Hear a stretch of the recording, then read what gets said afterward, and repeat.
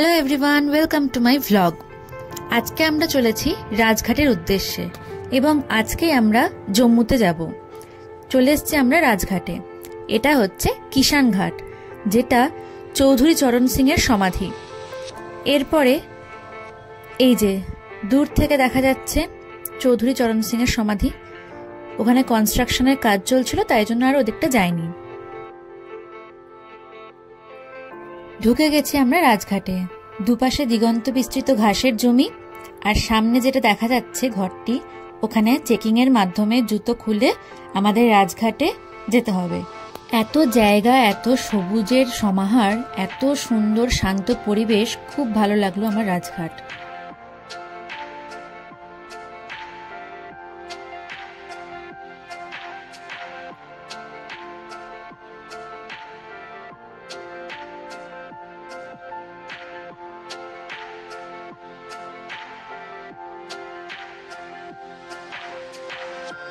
Checking করে জুতো খুলে আমরা চলে এলাম রাজঘাটে গান্ধীজির সমাধি দেখার উদ্দেশ্যে।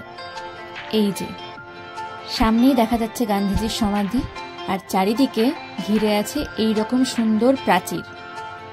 খুব সুন্দর শান্ত পরিবেশ, আর ওখানে খুব সুন্দর গানও চলছিল।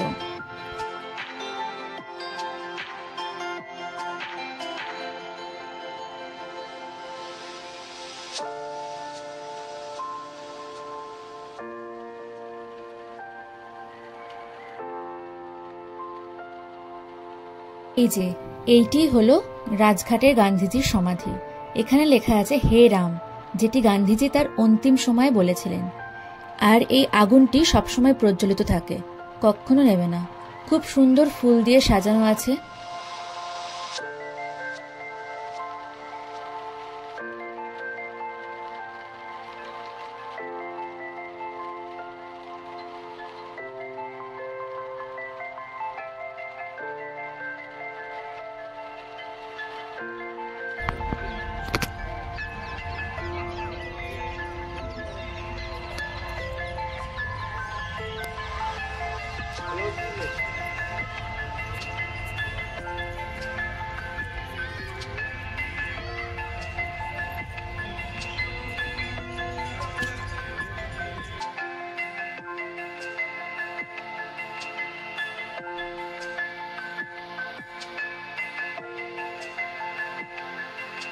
একটি অন্য ধরনের বাগান বিলাস ফুটে আছে।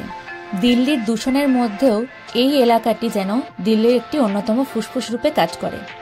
খুব সুন্দর সবুজে মোড়া এই রাজঘাট এলাকা। অনেকটা জায়গা একসাথে সবুজায়ন করা হয়েছে। খুব সুন্দর লাগে, চোখের শান্তি হয়।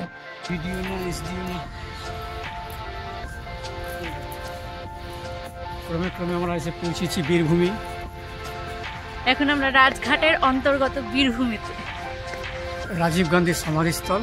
এর আগে ছিলাম আমরা জাতির জনক মহাত্মা গান্ধীর সমাধিস্থল, যেটা রাজঘাট নামে সুপরিচিত। এখন পৌঁছে গেছি বীরভূমি। এখন আমরা চলে এসেছি বীরভূমি, যেটি হলো রাজীব গান্ধীর সমাধি। এখানে একসাথে চৌধুরী চরণ সিং, রাজীব গান্ধী, ইন্দিরা গান্ধী এবং জাতির জনক মহাত্মা গান্ধীর সমাধি আছে। এটি হলো রাজীব গান্ধীর সমাধি বীরভূমি। আমরা এখন এগিয়ে চলেছি শক্তিস্থল বা ইন্দিরা গান্ধীর সমাধি দেখার উদ্দেশ্যে। সেখানে যাওয়ার সময় খুব সুন্দর একটি লেক মতো পড়েছিল, তার আশেপাশে খুব সুন্দর হাঁস চড়ছিল, আর জায়গাটি এতই শান্ত, এতই সুন্দর, ওখান থেকে না আর আসতে ইচ্ছা করে না।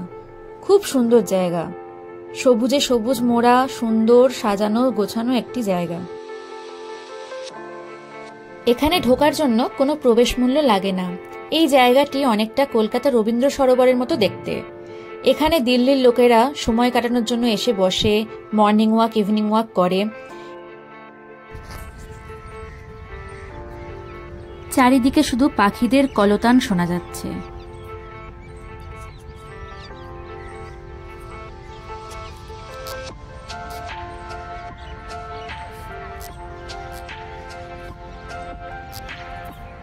এই যে দেখা যাচ্ছে ইন্দিরা গান্ধীর ছবি বিশিষ্ট একটি জায়গা, এটি হলো শক্তিস্থল যেটি ইন্দিরা গান্ধীর সমাধি। ওখানে ইন্দিরা গান্ধীর কিছু কোট লেখা আছে এবং তার সিগনেচারও করা আছে। এই যে শক্তিস্থল। রাজঘাট পরিক্রমা হয়ে গেলে আমরা গেলাম দিল্লির বিড়লা মন্দির বা লক্ষ্মীনারায়ণ মন্দিরে, যেটির ভেতরে ফোন অ্যালাউ ছিল না, তাই জন্য বাইরে থেকে ভিডিও করেছি। যাওয়ার পথে আমরা দিল্লির কনট প্লেসের খুব সুন্দর দৃশ্য দেখলাম। আমাদের যিনি ড্রাইভার ছিলেন তিনি বললেন এটি খুব জনপ্রিয় ইউটিউবার্স, টিকটকার্সদের কাছে, সবাই নাকি এখানে এসে ভিডিও বানায়।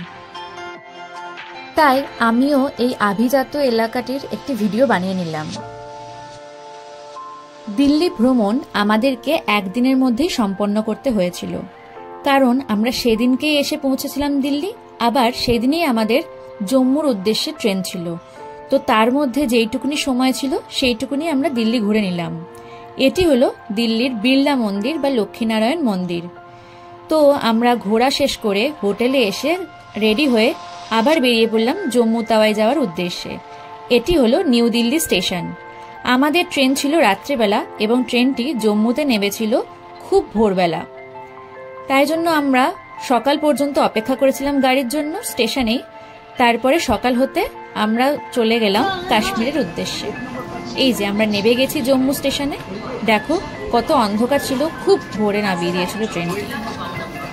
তারপরে ওখান থেকে পোস্টপেড সিম নিয়ে আমরা চললাম কাশ্মীরের উদ্দেশ্যে। এটি হলো জম্মু স্টেশন আর এটি হলো আমাদের ট্রেন, যেটি কাটরা পর্যন্ত যাচ্ছিল, কিন্তু আমরা নেমেছিলাম জম্মুতে। এই যে সকাল হয়ে গেছে, এবার আমরা যাব, আমাদের গাড়ি ধরবো এবং কাশ্মীরের উদ্দেশ্যে যাত্রা শুরু করব। তখন হালকা হালকা ঠান্ডা লাগছিল, তাই জন্য হাতের কাছে থাকা চাদরে আমি জড়িয়ে নিয়েছিলাম। এই যে আমরা পোস্টপেড সিম নিয়েছিলাম ওখানে, কারণ ওখানে প্রিপেড সিম চলবে না। এটি হলো জম্মু তাওয়াই স্টেশন চত্বর।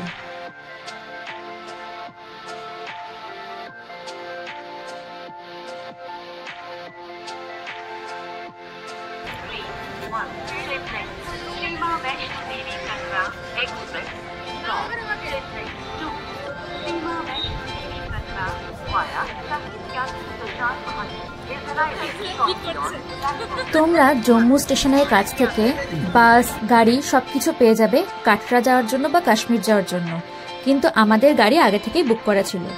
যদি আমার ভিডিওটি ভালো লেগে থাকে তাহলে লাইক করে দিও, শেয়ার করো এবং সাবস্ক্রাইব করো। Thank you for watching.